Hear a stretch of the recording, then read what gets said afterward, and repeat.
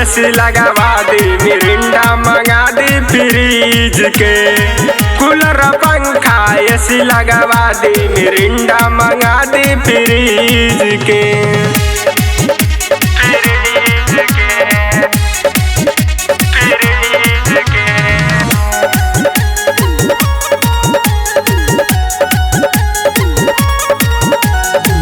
दुनु बेरा रगड़िले बरफ तब गरमिया न भागे, तब गरमिया न भागे।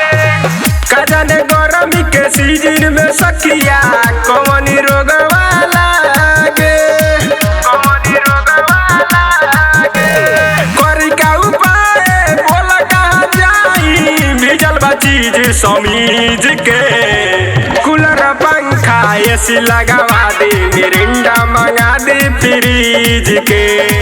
कूलर पंखा एसी लगवा दी, मिरिंडा मंगा दी फ्रीज के।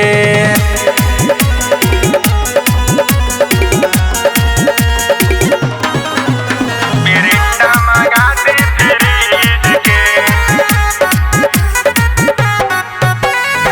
सूर्या पटेल जी जाई बाजारे, ले आई एगो कोका कोला, ले आई एगो कोका कोला।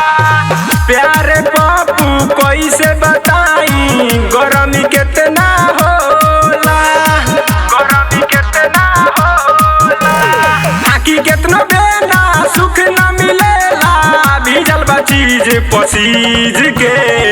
कूलर पंखा एसी लगवा दी, मिरिंडा मंगा दी फ्रीज के।